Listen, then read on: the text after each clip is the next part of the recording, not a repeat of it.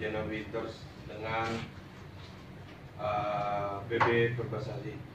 Sebelumnya saya perkenalkan, sebelah kanan saya ini yang bernama Mr. Jenon Winters selaku pelatih tim nasional baseball and softball Indonesia dari tahun 2017 sampai tahun 2019. Bahwa persoalan yang kami hadapi atau dihadapi oleh, nama saya Halim, saya dari kantor Jojo Pantai Rockland. Sebelah paling ujung ini rekan saya namanya Yogi Ananda, sama dari kantor Jojo Pantai selaku lawyer dari Mr. Jenon. Permasalahan ini berawal dari adanya kontrak antara PB Perbasasi dengan saudara Jenon Winters, yang dalam hal ini PB Perbasasi menghandle atau meng-hire Mr. Jenon selaku pelatih nasional softball dan baseball. Tujuannya pada saat itu adalah untuk persiapan SEA Games, persiapan menghadapi SEA Games yang terakhir, SEA Games ya, ya untuk SEA Games dan juga untuk event-event lainnya. Tapi sejak awal dilakukan kontrak ini, saudara Jenon ini ada hak dan kewajibannya.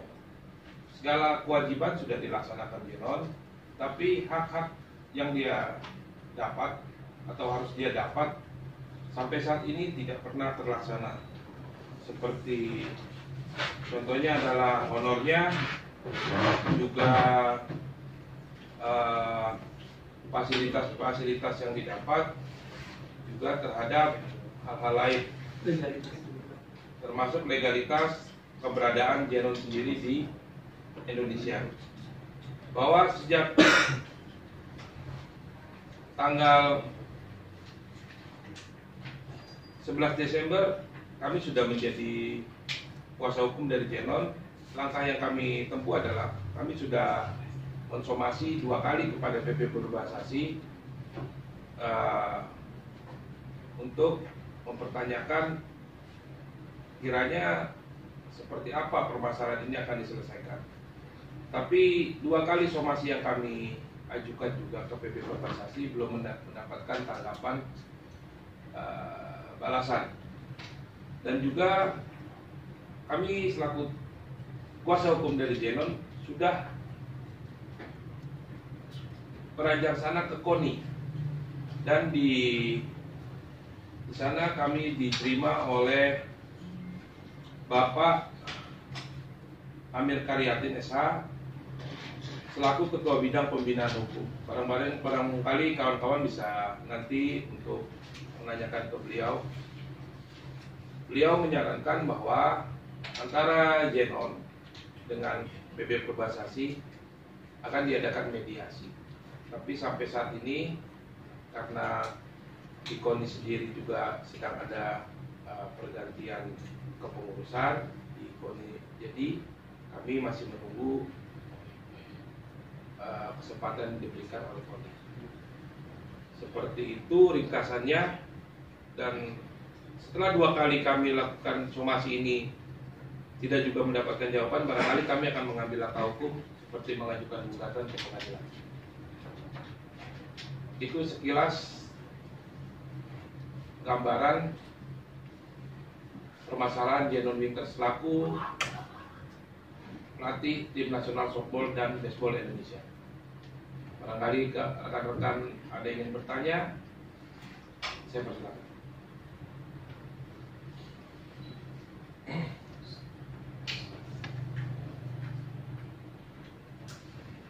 Mau say something?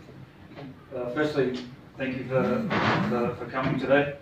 It's been a very long year for myself and my family to move over to Indonesia.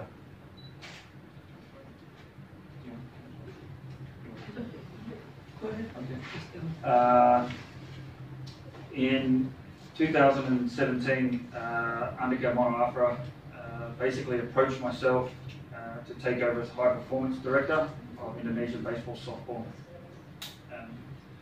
The contract was signed in October 2017, and unfortunately,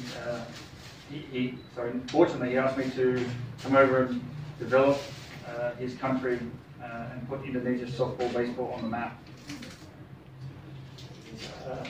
I was travelling backwards and forwards late 2017 to basically set the foundations for the program, and then my family moved. 29th of December 2017, we moved to Indonesia. From that day on, the federation, I was basically volunteering for the federation, unfortunately, because we went to Surabaya. I was the head coach of the national team in the lead up for Asian Games. After 2 months meeting with Andika, he asked me if he could pay me every 3 months. I agreed to the 3 months verbally. Then at the end of the 3 months, which was June 8, 2018, Andika did not pay me at all.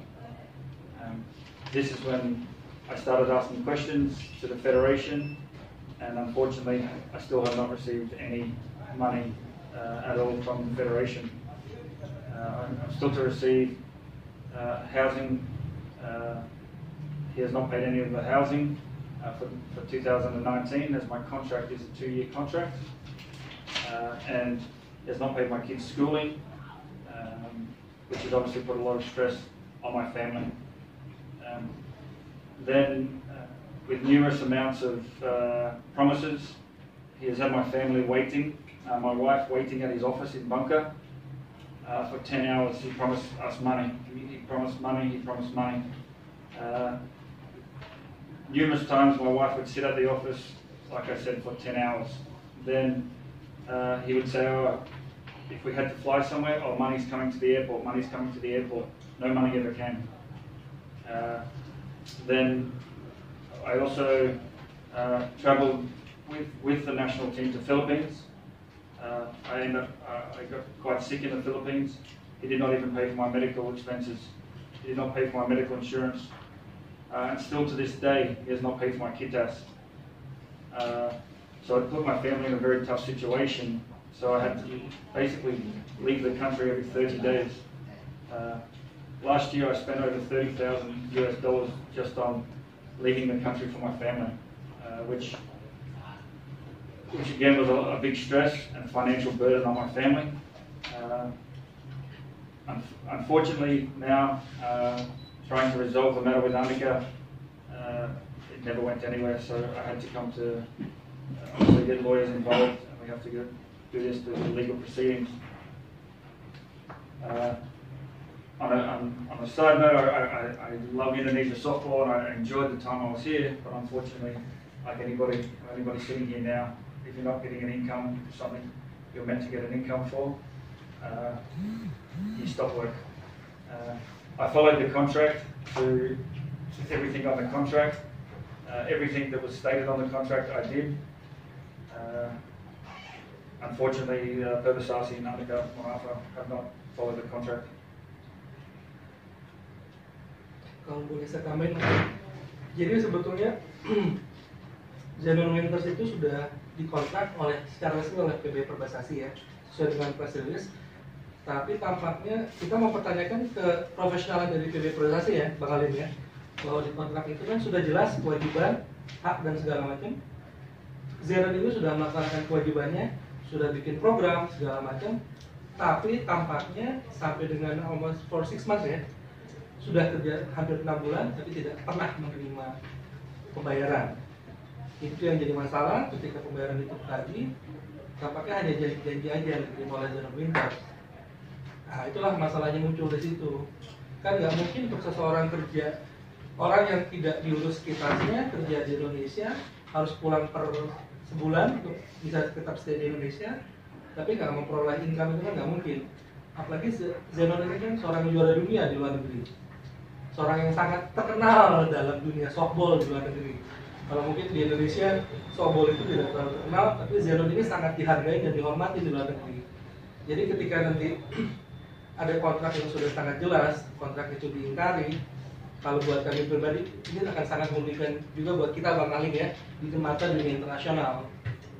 Kedepannya kan akan sangat risikonya besar buat PB Perbasasi kalau sampai masalah ini sampai dibawa ke luar negeri. Itu aja sih yang kita pengen, bahwa dari PB Perbasasi itu ada responnya, bahwa kontrak itu harus diselesaikan Bang Alim ya. Iya. Harus ada, mau gimana pun juga kontrak itu harus dihormati. Apakah kalau rekan-rekan ada wartawan, monggo nanti saya terjemahkan. Ya silakan Mas, dari mana Mas? Anda Kompas. Iya, monggo Mas Angga. Silahkan dijawab oleh Pak Soko ataupun Iya. atau saya agak kurang paham dari penjelasannya perihal timelinenya. Oh iya, jadi dari sini kan ini saya baca ini 30 Oktober kontrak pertama saya kontrak. iya, kontrak. Saya pendengaran saya tadi 2 tahun di kontrak, berarti berakhir pada 30 Oktober 2019. Betul. Lalu kapan mulai tidak dibayar? Apakah dari awal sampai terakhir? Lalu apakah Mr. Zenon ini juga terlibat dalam Asian Games kemarin? Oke, nanti ya silakan. Mr. Zenon, have you involved in the training of before the Asian Games?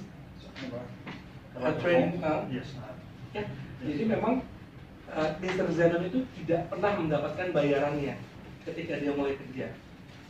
Walaupun dia sudah diperkenalkan sebagai pelatih softball, mempersiapkan Indonesia di Asian Games, sampai itu tidak pernah mendapatkan bayaran. Itu kan yang coba kita memperjelas ya. Jadi begini Mas, saya tambahkan. Sejak awal kontrak ini berjalan, Zenon ini sudah tidak menerima haknya sama sekali, walaupun sudah melaksanakan kewajiban pada awalnya. Kenapa Zenon sampai menggelar pers seperti ini?